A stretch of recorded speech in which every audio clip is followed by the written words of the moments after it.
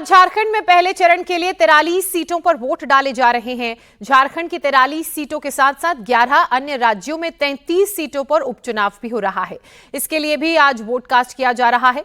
Voting को 2 घंटे से ज्यादा का वक्त बीत चुका है। कुछ पोलिंग स्टेशंस पर लंबी कतार में लोग खड़े नजर आ रहे हैं, तो कहीं अभी लोग आने शुरू हुए हैं। झारखंड विधानसभा चुनाव के पहले चरण में 15 जिलों की 43 सीटों पर मतदान हो रहा है।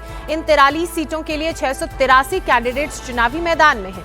झारखंड में पहले चरण में 1,30,00,000 से ज्यादा मतदाता अपने मताधिकार का इस्तेमाल कर रहे हैं। आज पहले चरण में हेमंत सोरेन की कैबिनेट के 6 मंत्रियों की प्रतिष्ठा दांव पर है, तो वहीं पूर्व सीएम और बीजेपी नेता चंपाई सोरेन की किस्मत का भी फैसला आज हो जाएगा। इसके अलावा उपचुनावों की अगर बात हम करें तो वायनाड, जहां से प्रियंका गांधी चुनावी मैदान में है, वहां पर भी इसी चरण में वोट कास्ट किए जाएंगे। शिवराज सिंह चौहान की जो सीट है बुधनी, वहां पर भी शिवराज सिंह चौहान की किस्मत दांव पर लगी हुई है और आपने देखा लगातार किस तरह से वो प्रचार कर रहे थे। ये आप पोलिंग स्टेशंस के बाहर की तस्वीरें देख रहे हैं। कतारबद्ध तरीके से लोग अपनी बारी का इंतजार करते हुए नजर आ रहे हैं, अपना वोट कास्ट करने के लिए पहुंचे हैं। झारखंड में चूंकि आज पहले चरण का चुनाव है, 43 सीटों पर मतदान हो रहा है। राज्यसभा के उपसभापति की तस्वीरें हरिवंश राय की आप देख रहे हैं, वो भी अपना वोट कास्ट करने के लिए यहां पर पहुंचे हैं। क्या आम क्या खास, हर व्यक्ति अपने मताधिकार का इस्तेमाल करने के लिए पोलिंग बूथ पहुंच रहा है और अपना जो मत है उसको कास्ट कर रहा है। ये एक और तस्वीर आप देख रहे हैं। आप देखिए कि किस तरह से कतारबद्ध तरीके से लोग पहुंचे हैं। नन्स पहुंची हुई हैं यहां पर अपना वोट कास्ट करने के लिए और पीछे आपको लोग भी खड़े हुए नजर आ रहे हैं। ये एक और तस्वीर हम आपको दिखा रहे हैं, क्योंकि झारखंड में आज पहले चरण का चुनाव है और ऐसे में जो तमाम जिले हैं जहां पर पहले चरण में वोटिंग हो रही है, 43 सीटें, 15 जिले, वहां पर लोग अपने मताधिकार का इस्तेमाल करने के लिए पहुंचे हैं, वोट कास्ट कर रहे हैं। और इस बार अगर झारखंड की अगर बात की जाए तो बेहद दिलचस्प ये चुनाव है और 2 घंटे से ज्यादा का चूंकि वक्त बीत चुका है, तो बहुत से पोलिंग स्टेशन ऐसे हैं जहां सुबह सुबह ही लोग पहुंच गए थे। कुछ पोलिंग बूथ ऐसे भी हैं जहां पर धीरे धीरे जैसे जैसे उजाला हो रहा है वैसे वैसे लोगों के पहुंचने का सिलसिला भी बढ़ रहा है। 43 सीटें और 683 उम्मीदवार जिनकी किस्मत आज ईवीएम में कैद हो जाएगी। क्या इस बार मुद्दे हैं वोट के चुनाव में, क्या मुद्दा है? नहीं, खाली दादा को जिताना है और कुछ नहीं। अच्छा, दादा को जिताना है? हाँ। क्यों? लेकिन हम लोग का गांव का भी है और दादा भी है। अच्छा, हाँ। और कोई मुद्दा आपको लगता है? मैया सम्मान योजना दादा है तो हम लोग का सब कुछ है। चलिए, हाँ। दादा मतलब चंपाई सोरेन? हाँ, दादा मतलब चंपाई सोरेन। अम्मा वोट अभी दिया नहीं? नहीं। क्या सोचकर वोट दिए? फूल को देंगे? हाँ। क्यों? हाँ। हम तो फूल को ही जानता है। फूल को ही जानता है। हाँ, बांग्लादेशी घुसपैठ की नहीं है, लेकिन यहाँ सबसे बड़ी बात जो है ये विकास की बात है। महाराजा आदित्य प्रताप जो कि रूलिंग चीफ थे और उनको महारानी विक्टोरिया भी जानती थी। क्या आपको लगता है कि जो 50 साल पहले इसकी आप कह रहे हैं विकास कुछ हुआ नहीं, होना चाहिए? विकास नहीं हो पा रहा है, दुर्भाग्य है, हुआ नहीं हो पा रहा है। एज अ वोटर क्या रोजगार आपका मुद्दा है? क्योंकि जो मौजूदा सरकार है मैया सम्मान योजना की स्कीम की वो बात करी है, रोजगार की बात तो दोनों पार्टी कर रही है। आपका क्या मुद्दा है? एज अ वोटर क्या आपको लगता है होना चाहिए, जिसकी आपको लगता है जरूरत है राज्य में? हर बेरोजगार युवाओं को नौकरी मिले, बस यही। क्या बांग्लादेशी घुसपैठ का कोई मुद्दा है राज्य में इस बार? हाँ, वो भी है। आदिवासियों के ऊपर अत्याचार हो रहा, उसका रोक लगना चाहिए। लक्ष्मण सोरेन, क्या लग रहा है इस बार चुनाव में? अभी तो देखिए रिजल्ट आने के बाद ही पता चलेगा। मुद्दा क्या है वोटर का? मुद्दा ये है कि सबको बेरोजगार जो भी हैं, जो पढ़ लिख रहे हैं, इंटर लिख के या ग्रेजुएशन करके नौकरियां मिलनी चाहिए जी। क्या बांग्लादेशी घुसपैठ का कोई मुद्दा है? क्योंकि वो मुद्दा पार्टियां उठा रही हैं, बीजेपी उठा रही है, जेएमएम बात कर रही है जी। उसमें क्या उनको न्याय मिलना चाहिए जी। बस मैं तो इतना ही कहना चाहूंगा कि उनको न्याय मिलना चाहिए। जो देखिए जो काम करेगा हम उसी को न वोट देंगे, जो नहीं काम करेगा उसको तो वोट। काम हुआ है, विकास हुआ है? हुआ है, वो तो कौन किया नहीं किया वो तो दिख रहा है, वो तो हम नहीं बोलने सकेंगे। लेकिन विकास का मुद्दा है जी। बांग्लादेशी घुसपैठ कोई मुद्दा है? हाँ है। क्या उससे दिक्कत होती है? होता है, बाहर का आदमी अगर यहाँ आएगा तो यहाँ का आदमी फिर क्या करेगा? बाहर का आदमी यहीं पे बस जाएगा। व्यवस्था हमारी अपनी इच्छा के अनुसार बेहतर हो, इस रास्ते चले, उसमें यही सबसे बड़ा हथियार है। बिना इस हथियार के इस्तेमाल किए अगर आप चाहते हैं कि समाज बदले, देश बदले, आपके आसपास की स्थितियां बदले, तो शायद लोकतंत्र के प्रति आप सही धर्म का निर्वाह नहीं कर रहे। झारखंड के निर्माण से ही आप जुड़े हुए हैं और पत्रकारिता का लंबा अनुभव है झारखंड। जनता को आपने सुना किन मुद्दों को लेकर वोट करने वो जा रहे हैं, वो मुद्दे आपने जाने। मेरे दो सहयोगी इस वक्त हमारे साथ जुड़ चुके हैं, विजय लक्ष्मी और नीतीश चंद्र। पहले नीतीश, मैं आपका रुख करूंगी, क्योंकि आज जिन 43 सीटों पर वोट डाले जा रहे हैं उनमें बहुत से दिग्गज ऐसे हैं जिनकी किस्मत दांव पर लगी हुई है। एक तो पूर्व मुख्यमंत्री भी हैं चंपाई सोरेन, इसके अलावा जो मौजूदा मुख्यमंत्री हैं उनके कैबिनेट के भी कई मंत्री हैं। तो किस तरह का चुनावी सरगर्मी आपको इस वक्त वहां पर देखने को मिल रही है? किन मुद्दों के साथ जो वोटर्स हैं वो अपना वोट कास्ट करने के लिए पोलिंग स्टेशन के बाहर हैं? देखिए, मैं रांची के एक मतदान केंद्र पर हूं और यहां सुबह से ही अच्छी तस्वीर देखने को मिल रही है। मेरे ठीक पीछे आप देखिए एक सेंट फ्रांसिस स्कूल है और यहां पर ही मुख्यमंत्री हेमंत सोरेन थोड़ी देर में पहुंचेंगे अपना वोट डालने के लिए। और यहां पर आप देखिए कितनी लंबी कतार है। पुरुषों की कतार देखिए एक तरफ है और दूसरी तरफ महिलाओं की कतार भी जो है वो कम लंबी नहीं है।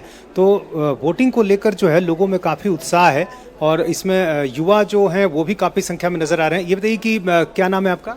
नहीं, अच्छा, ये वोट किस मुद्दे को ध्यान में रखकर आई हैं जब यहाँ आई हैं?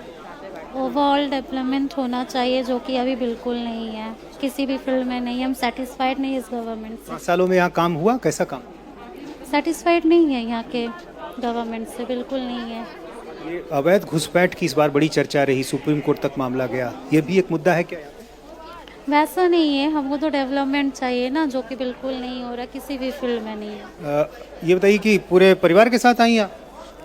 परिवार तो अभी नहीं, बेटा लोग दे करके चल गया। क्या सोच कर आई हैं? कुछ है मन में मुद्दा?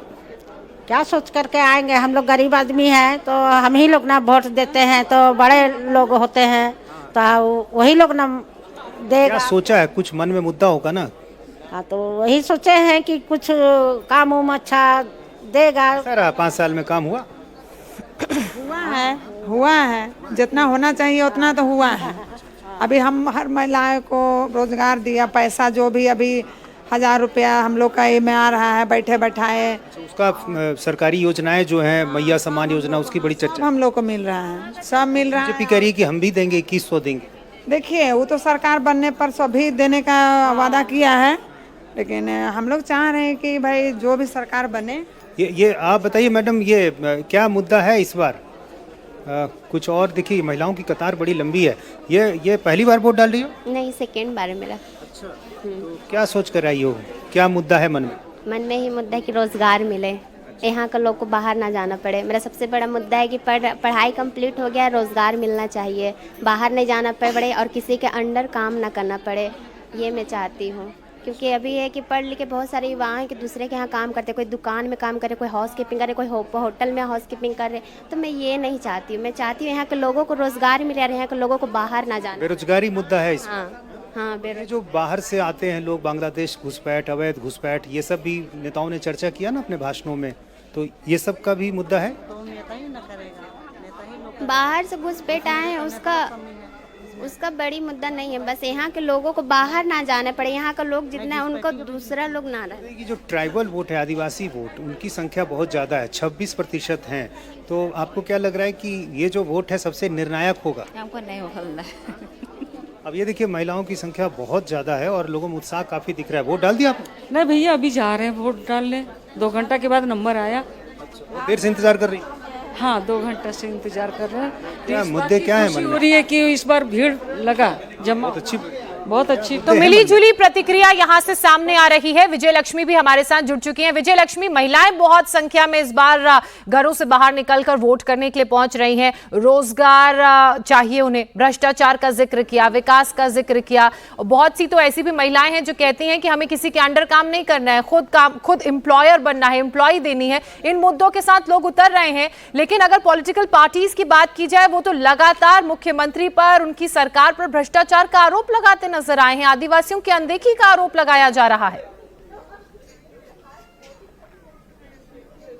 बिल्कुल, देखिए इस बार जोचना, सबसे पहले तो बता दूं कि हम खड़े हैं चंपाई सोरेन के घर के बाहर। पूर्व मुख्यमंत्री हैं और यही उनका घर है, सिक्योरिटी यहां पर लगी हुई है और हमें बताया जा रहा है कि अब से थोड़ी देर में चंपाई सोरेन जो है वो यहां से बाहर निकलेंगे और अपने परिवार के साथ यहां से थोड़ी दूरी पर उनका मतदान केंद्र है, वहां पर अपना वोट कास्ट करेंगे। और फर्स्ट फेज में अगर सबसे हाई प्रोफाइल कोई चेहरा है जोचना तो वो चंपाई सोरेन का है, क्योंकि जेएमएम से छोड़ करके भारतीय जनता पार्टी में आए हैं और कोल्हान रीजन, पिछली बार के चुनाव में 2019 के चुनाव में किसी रीजन ने जीत इंश्योर की थी जेएमएम या इंडिया अलायंस की, तो वो कुल्हान का रीजन था जहां पूरा स्वीप किया था। और इस कुल्हान के रीजन में टाइगर ऑफ झारखंड भी कहा जाता है चंपाई सोरेन को। खासा प्रभाव इस पूरे कुल्हान की 14 सीटों पर रखते हैं। तो ऐसे में बीजेपी अब चंपाई सोरेन के माध्यम से इस इलाके में सेंधमारी करने की जो है वो कोशिश कर रही है। और अगर यहां से बीजेपी कुछ गेन करती है तो उनको एक बड़ा फायदा होगा। और इसी कोशिश में चंपाई सोरेन जो है वो बीजेपी में आए भी हैं। पहला चुनाव जो है भारतीय जनता पार्टी से वो लड़ रहे हैं। तो एक बड़ा जो रीजन है जिसको टारगेट किया जा रहा है वो कोल्हान का रीजन है। तो थोड़ी देर में क्योंकि चंपाई सोरेन यहां से निकलेंगे तो उनसे हम बातचीत करने की कोशिश करेंगे। इसके अलावा भी जो विजयलक्ष्मी, आपको रोक रही हूं, एक तस्वीर वायनाड से भी सामने आ रही है। राहुल गांधी ने ये लोकसभा की सीट जीती थी, लेकिन चूंकि 2 सीटों से उन्होंने जीत दर्ज की थी, उसके बाद ये सीट खाली हुई थी। अब प्रियंका गांधी यहां पर पहुंची हैं। अपना सुबह की ये तस्वीरें हम आपको दिखा रहे हैं, क्योंकि उपचुनाव भी है आज 33 जगहों पर, सीटों पर। तो उसके लिए प्रियंका गांधी सीधे इन तस्वीरों में हमें नजर आ रही हैं। प्रियंका गांधी ने लगातार यहां पर प्रचार भी किया था, राहुल गांधी भी प्रचार में उनके साथ थे और दोनों की तरफ से कहा गया था कि वायनाड की जनता जो है वो उनका घर है। राहुल गांधी ने बोला था पहला जो उनका घर है वो वायनाड की जनता है और दूसरा घर उनकी सीट। तो यहाँ पर भी मुकाबला कड़ा देखने को मिल रहा है। बीजेपी की नव्या हरिदास से प्रियंका गांधी वाड्रा की टक्कर है। लेकिन जो चुनावों के प्रचार के दौरान जो माहौल नजर आया वो कांग्रेस की तरफ से ये दावा किया जा रहा था राहुल गांधी, प्रियंका गांधी और कांग्रेस पार्टी के फेवर में है। और ये पहला मौका है विजयलक्ष्मी जब ऑफिशियली प्रियंका गांधी वाड्रा जो हैं वो चुनाव लड़ रही हैं। हालांकि हमने बहुत से चुनावों में उन्हें